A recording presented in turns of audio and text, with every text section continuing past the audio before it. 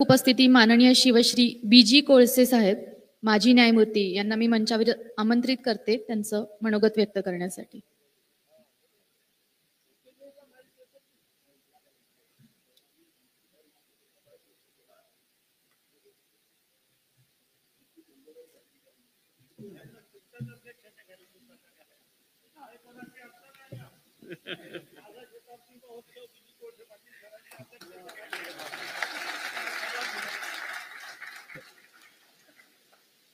विचारपीठ आणि माझ्या सगळ्या बंधू आणि भगिनींनो,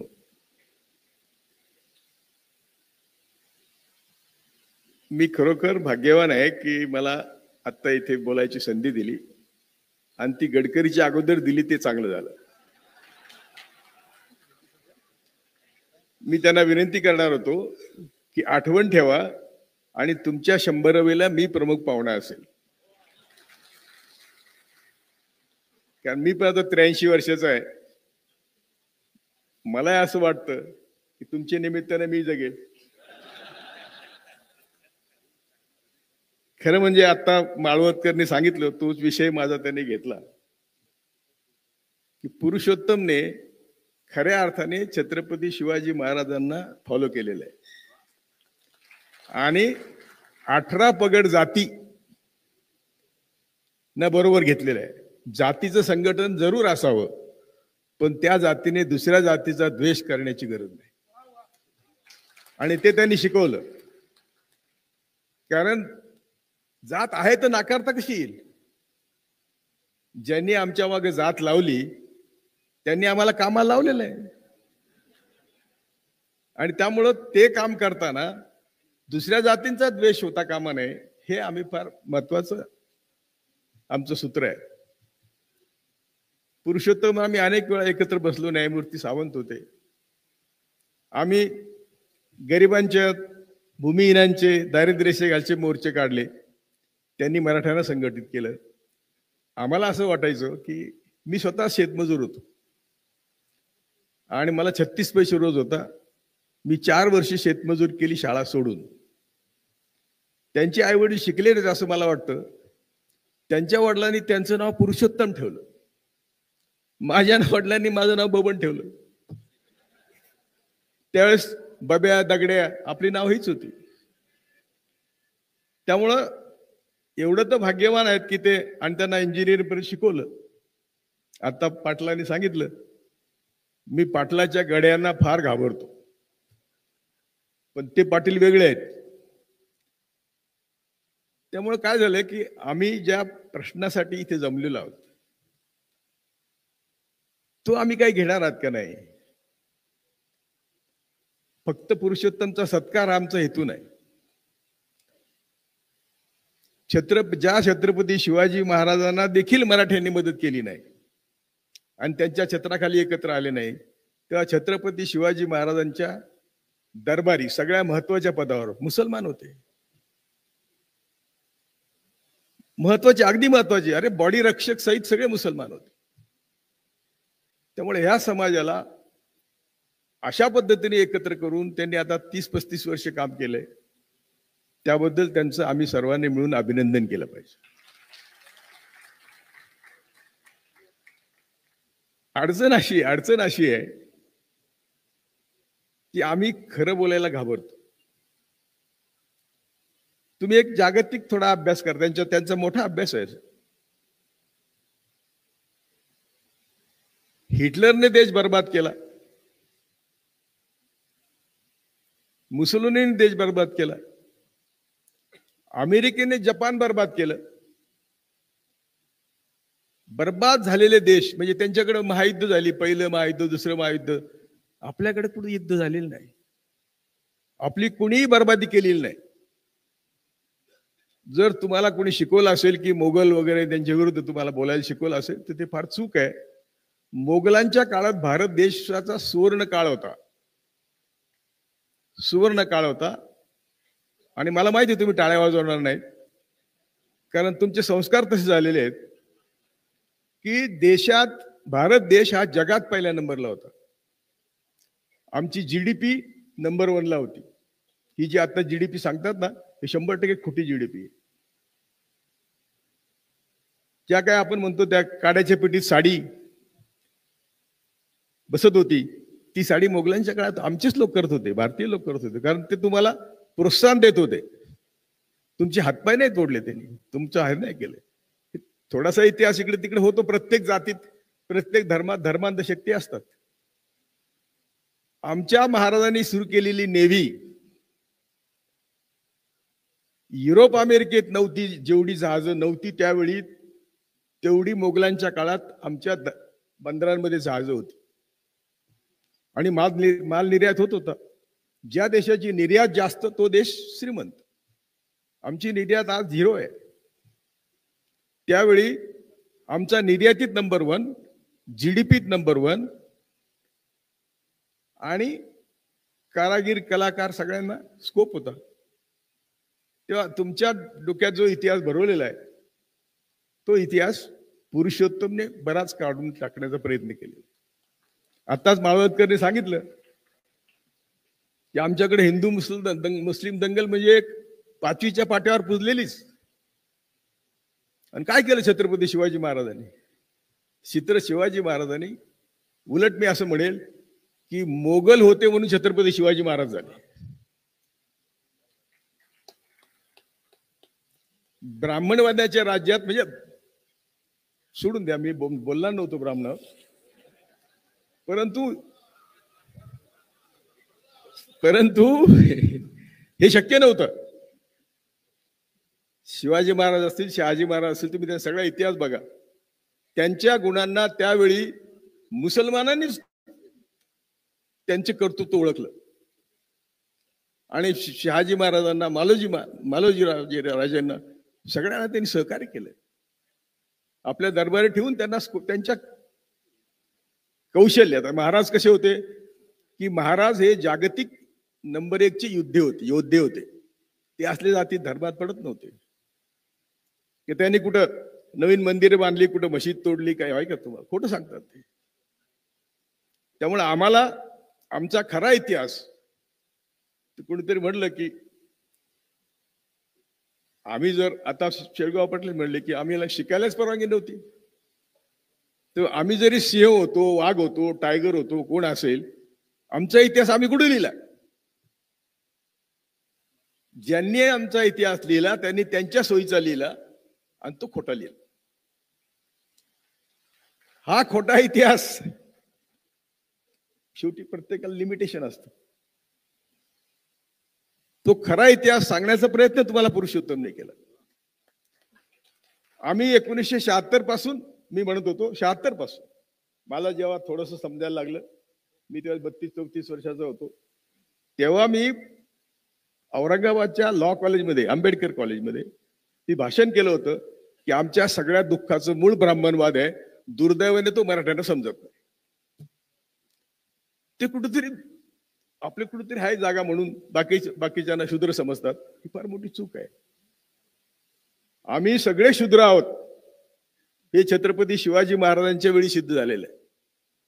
आम्ही सगळे कुणबी आहोत हे छत्रपती शिवाजी महाराजांच्या वेळी सिद्ध झालंय. मात्र आम्ही ते स्वीकारायला तयार नाही. छत्रपती शिवाजी महाराजांचा आदर्श आम्ही घ्यायला तयार नाही. पुरुषोत्तमजी, पहिली जेव्हा मराठा महासंघच्या अगोदर काय कुठली संघटना होती शशिकांतची, ती महासंघ होती, आपले सेवा संघ आहे, सॉरी. तर त्याला मी आणि न्यायमूर्ती सावंतांनी 1 जीप आणि 500 रुपयाने आम्ही दिला पाहिजे. आणि मी आंबेडकरवादी मंडळी वैचारिक दृष्ट्या संविधान किंवा बाकीच्या गोष्टी चांगल्या आहेत, तर मराठ्यांना वाटतं की मी त्यांच्या विरुद्ध बोलतो.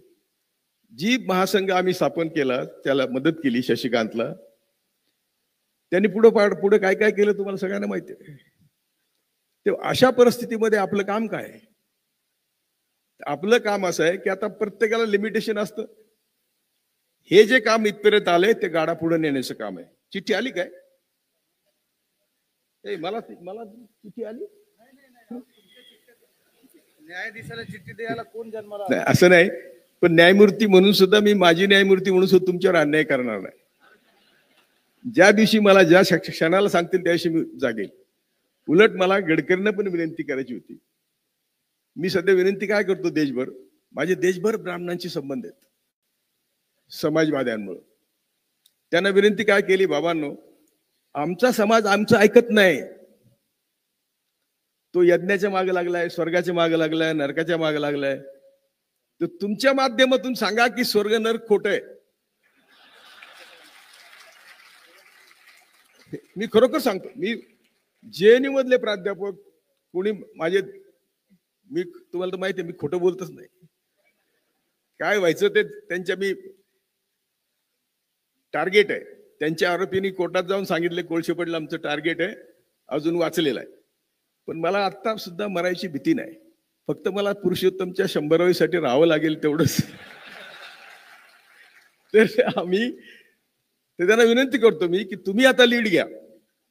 आमचं बर्ध्याला देशभर शिबिर होतात, आता परवा झालं ते तारामध्ये.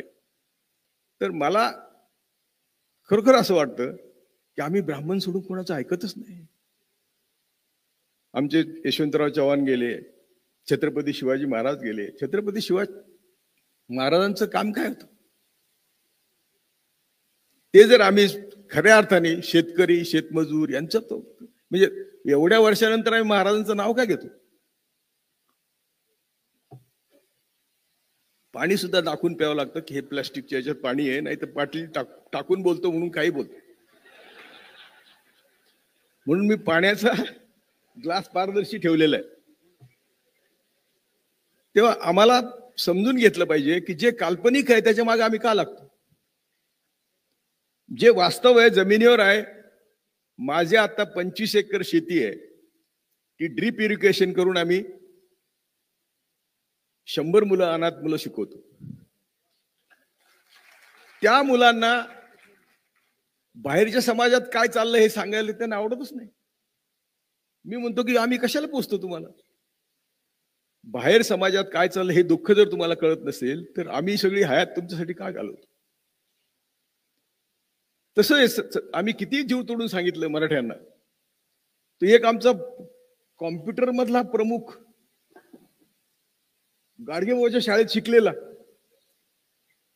तो म्हणे ते याला काय जाऊन करतात त्र्यंबकेश्वरला, काहीतरी करतात रे, नागबळी आणि यज्ञ आणि मुलीचं लग्न किंवा मुलाचं लग्न वैदिक पद्धतीने. तो कुणबी कुणबी कुणबी आहे, तो कोकणातला विदर्भातला. तर ही जी ह्या मंडळींकडे बघून आम्ही काय करायचं, आम्ही काय शिकायचं. तर आम्ही अक्षरशः पुरुषोत्तम होते, माझ्या आईची 100वी साजरी केली, त्यानंतर आई गेली. तर आम्ही तिच्या अस्थी आमच्या शेतात पुरल्या, न्यायमूर्ती सावंतांच्या अस्थी आमच्या शेतात पुरल्या. आम्ही सांगितलं की हीच जागा आहे, कुठल्या गटारात अस्थी टाकता. गाडगेबाबांचा मी शिष्य आहे. म्हणजे तुम्हाला आश्चर्य वाटेल की मी गाडगेबाबांचं चरित्र वाचून वयाच्या 47व्या वर्षी न्यायमूर्ती पदाचा राजीनामा दिलाय. गाडगेबाबांचा मला एक शब्द आवडलेला आहे. ते असं म्हणतात, खूप विद्वान मंडळी बसत स्टेजवर बसत असत, गाडगेबाबा कोपऱ्यात बसत असत. सगळ्यांची भाषणं झाली आणि जनतेने आग्रह केला. मला कोणी आग्रह करत नाही भाषण करा म्हणून. काय केलं की बाबा तुम्ही बोला. बाबा म्हणलं तर मी काय बोलू, एवढे सगळे विद्वान बोललेत, तुम्ही काय बोलू. परंतु मी एक शब्द बोलतो, एक वाक्य बोलतो. ते म्हणले की तुमच्यातर्फे आणि माझ्यातर्फे मी या सगळ्या ब्राह्मण मंडळींना विनंती करतो की त्यांनी आम्हाला सगळ्यांना ब्राह्मण करून घ्यावं. सगळे प्रश्न सुटले असते. आम्ही जे म्हणतोय की आमचा विकास का होत नाही, त्याचं कारण आमची ही वर्ण व्यवस्था आहे, त्याचं कारण ही आमची जातीयता आहे, त्याचं कारण हे शूद्र उच्चवर्णीय. जपानमध्ये जेव्हा हिरोशिमावर बॉम्ब पडला तेव्हा उच्चवर्णीय जात तिथं समुराई नावाची होती. त्यांनी डिक्लेअर केलं की आम्हाला देशाचा विकास करायचा आहे, आम्ही आजपासून सर्वात नीच जात म्हणून संबोधू आणि आम्ही उच्चवर्णीयांचे कुठले फायदे घेणार नाही. तेव्हा देश पुढे गेलेत, तेव्हा देशाचं कल्याण झालंय, जनतेचं कल्याण झालंय. आणि हे जर कल्याण व्हायचं असेल तर आम्हाला देखील ब्राह्मणांना विनंती केली पाहिजे की तुम्ही आमचं नेतृत्व करा, पण सर्वसमावेशक बुद्धी ठेवा आणि आम्हाला तुमच्या बरोबरनं घ्या. काय चुकलं माझं? मी हेच सांगणार होतो गडकरी देखत, पण ऐकलं नाही तुम्ही. तेव्हा प्रश्न असा आहे की आता इतकं सोपं काम आहे की आमचा विकास का होत नाही. तर आम्ही शेजारी बसलेले विचारतो तुमची जात कुठली आहे, म्हणजे अगदी परस्पर मामा कुठला आहे, नेहमीच्या पद्धती, गाव कुठलं आहे, मग तुमच्या मामाचं नाही कळत, तेवढ्यावर नाही कळत आणखी नाते विचारायचे, मग समजायचं का अरे हा ह्या जातीचा आहे. आणि मुसलमान तरी कोण होते आमचे? आमच्या रक्तामध्ये सगळे शूद्र मुसलमान झालेले आहेत. ते हे वर्णव्यस्त कुठं झालेले आहेत? हे तर सगळं प्रबोधन तुमचं झालेलं आहे, पण मला असं म्हणायचंय की या सगळ्या कामाचा आज आम्ही काय उपयोग केलेला आहे? छत्रपती शिवाजी महाराजांना छळलं, संभाजी महाराजांना छळलं. संभाजी महाराजांचं ज्या तऱ्हेने मृत्यू झाला आणि म्हणजे त्यांची जी काय चिरफाड केली, वध, तो वध विक्रमसिंह म्हणतात वध, तो वध कोणाच्या गायडन्सने केला? आणि त्यांना हे धर्मवीर म्हणतात आज. मनुस्मृतीप्रमाणे त्यांचं सगळं केलं. त्यांनी संस्कृत येत होतं म्हणून जीभ काटली, संस्कृत ऐकलं म्हणून कान काटले. आम्हाला रागच येत नाही. आत्ता सुद्धा मराठ्यांचा आरक्षणाचा विषय होता, त्यावेळी मी एकटा दोन्ही हाऊसने सांगितलं की आरक्षण देतो आम्ही. दोन्ही वरच्या विधान परिषदेने विधान परिषद, त्या दिवशी मी टीव्हीवर सांगत होतो संविधान तो दोन्ही हाऊसच्या बापाचं नाही, संविधान दोन्हीचं बाप आहे. आणि संविधानाला आम्ही जोपर्यंत मरून आम्ही हे आरक्षण देत नाही तोपर्यंत आरक्षण मिळणार नाही. देणाऱ्याला माहिती होतं हे खोटं आहे, परंतु तरी देखील आम्ही सगळे मराठी खुश झाले. आणि ते जेव्हा मराठी खुश झाले तेव्हा आम्ही एकटा सांगत होतो, मला म्हणत होते की तुम्ही निगेटिव्ह बोला, तुम्ही निगेटिव्ह बोला, म्हणत निगेटिव्ह बोलताय. आम्ही काय निगेटिव्ह बोलतो? आम्ही सत्य बोलतो. आरक्षण जर द्यायचं असेल तर आम्हाला केंद्राकडून आरक्षण मिळालं पाहिजे. आज महाराष्ट्रातले 48 खासदार आहेत, जवळजवळ सगळे बहुजन समाजाचेच आहेत.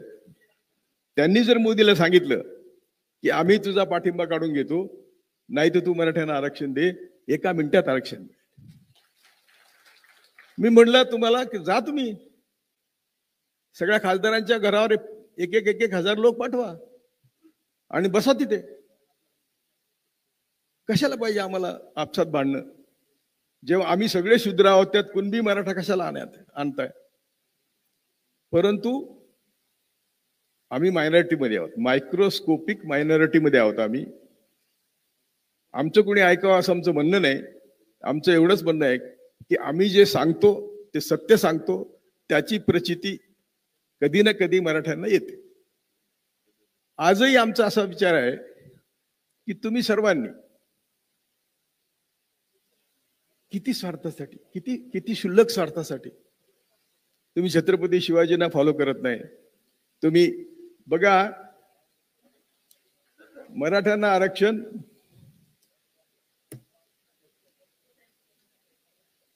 नितीन गडकरी,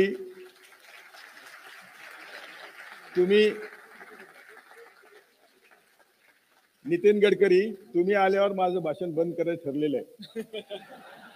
परंतु तुम्हाला विनंती करतो की असला खोटारडा पंतप्रधान आमच्या डोक्यावर बसवण्यापेक्षा तुम्ही ती गादी का घेत नाही?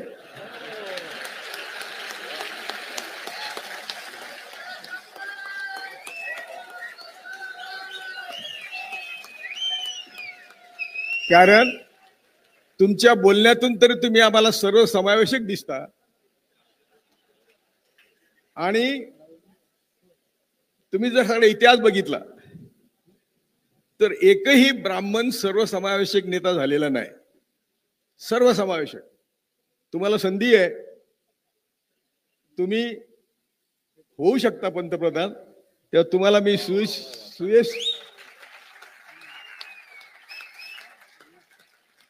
मी सुयश चिंतितो आणि कबूल केल्याप्रमाणे मी माझं स्टेज भाषण सोडून देतो. कंटिन्यू. तर काहीतरी सत्कार वगैरे करायचे असतील त्यांचे, पण आमची तुम्हाला विनंती आहे की जे देशाला पाहिजे, आमचा नाईलाज आहे. आम्ही वैचारिक विरुद्ध असलो तरी आमचा नाईलाज आहे. तुम्ही त्यातल्या त्यात आम्हाला न्याय द्याल असं आम्हाला वाटतं.